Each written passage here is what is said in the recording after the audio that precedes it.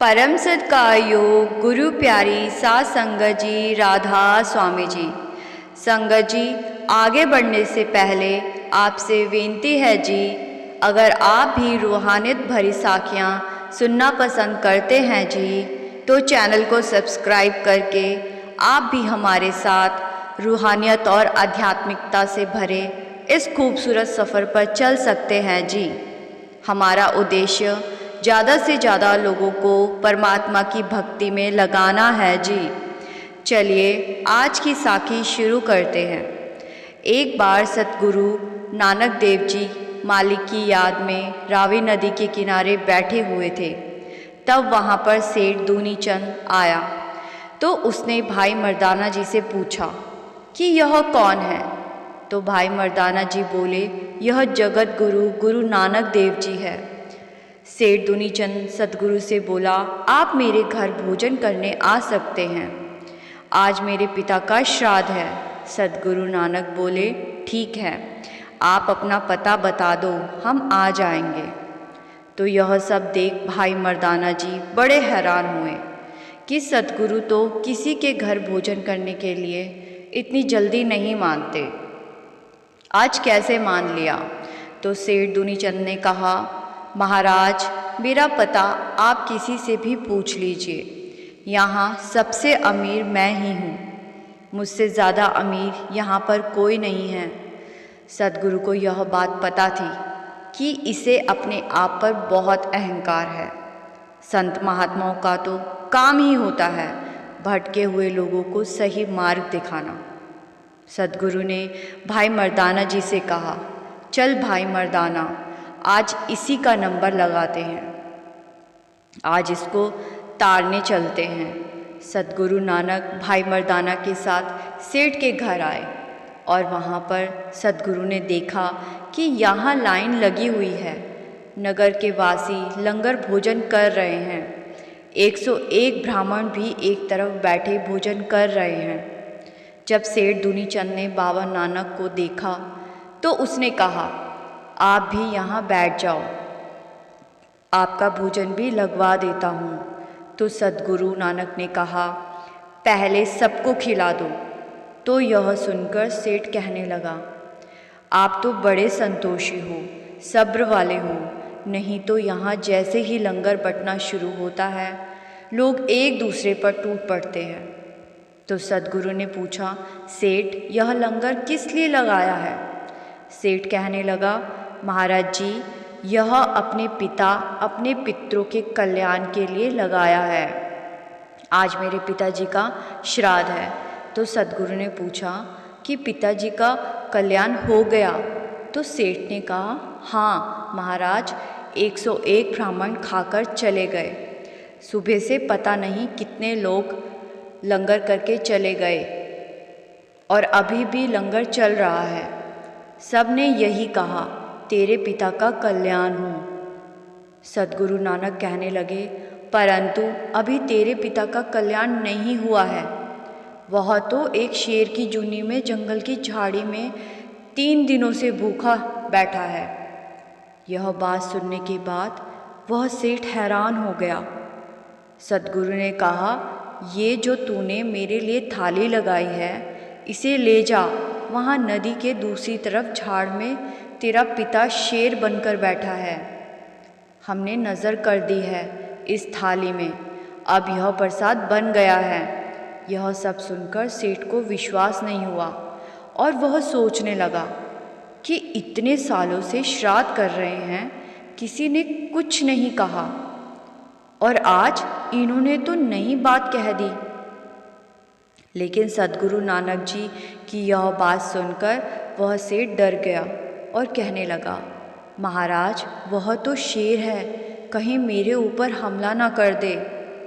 तो सतगुरु नानक ने कहा कि तू चिंता ना कर, वो तेरे ऊपर हमला नहीं करेगा, वह जब तेरा दर्शन करेगा निहाल हो जाएगा, वह तेरा पिता है, यह उसे ज्ञान हो जाएगा।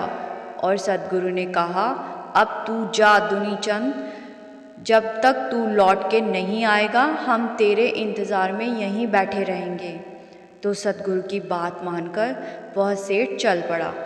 नाव में बैठकर नदी के दूसरी तरफ गया, जहाँ सद्गुरु नानक ने कहा था कि झाड़ियों के पीछे वह शेर बैठा होगा, वह तेरा बाप है, तू उसका पुत्र है।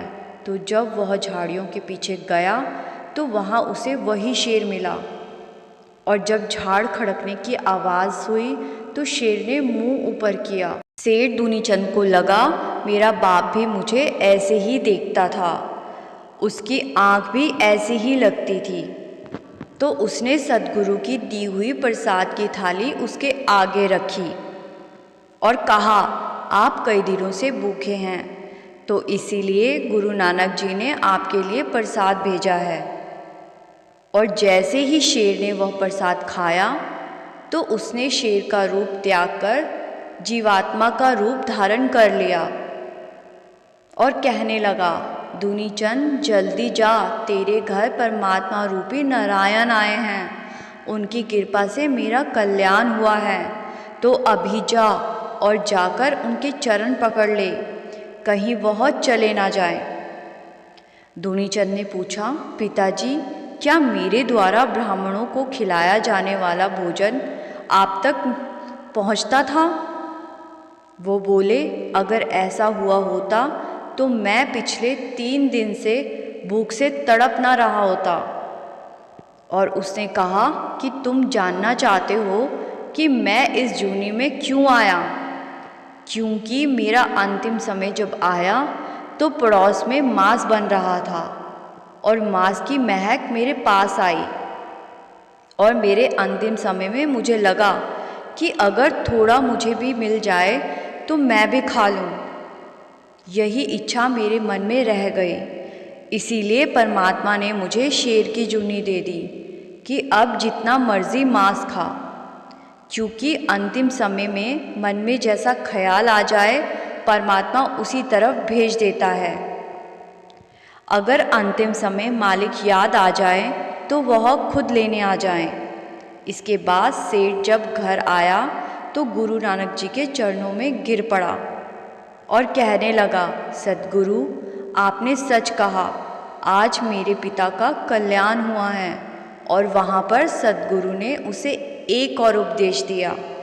सद्गुरु ने उसके हाथ पर एक सुई रखी और उसे कहा कि इसे संभाल कर रखना, हम यह सुई तुमसे परलोक में ले लेंगे। तो उसने वही सुई अपनी पत्नी को जाकर दे दी और कहा कि यह सुई मुझे बाबा नानक जी ने दे दी है, इसे संभाल कर रखना, क्योंकि उन्होंने मुझसे यह सुई परलोक में लेनी है। तो यह बात सुनने के बाद उसकी पत्नी ने कहा कि ऐसा कैसे हो सकता है, जबकि जो हमारा शरीर है यह भी यहीं रह जाएगा, तो आप सुई कैसे वहाँ पर ले जा सकते हैं? तो यह सुनने के बाद उसे एक और झटका लगा और उसने यही बात सद्गुरु को जाकर कह दी कि सद्गुरु मैं आपको यह सुई परलोक में कैसे दे सकता हूँ, जबकि वहाँ पर तो मेरा शरीर भी नहीं जाएगा। सद्गुरु ने उसे वहाँ पर उपदेश दिया कि फिर जो तूने यह धन इकट्ठा किया हुआ है, जो तुमने झूठ बोलकर छल करके जो धन इकट्ठा किया हुआ है, यह तुम्हारे साथ कैसे जा सकता है? इसको इकट्ठा करने में तेरी पूरी उम्र निकल गई। जो चीज़ साथ जानी थी वो तूने कभी इकट्ठी की ही नहीं। ये सुनकर सेठ सोच में पड़ गया कि आखिर जब शरीर भी साथ नहीं जाता तो ऐसी कौन सी चीज़ है जो साथ जाएगी, लेकिन मैंने इकट्ठी नहीं की। उसने उत्सुकता से बाबा नानक से पूछा, सद्गुरु कौन सी चीज़ का जिक्र आप कर रहे हैं? सद्गुरु बोले, परमात्मा का नाम ही साथ जाता है, जो तूने इकट्ठा नहीं किया। हमने कितनी नाम की कमाई की है, वही इस लोक से अगले लोक में साथ जाएगी। दूनीचंद की आंखें खुल गई और वो बाबा नानक का शिष्य बनकर नाम की कमाई करने लगा। साथ संगत जी, साखी अच्छी लगी तो वीडियो को लाइक और दूसरे भाई बहनों से साझा ज़रूर करें जी। गुरु प्यारी सात संगत जी, राधा स्वामी जी।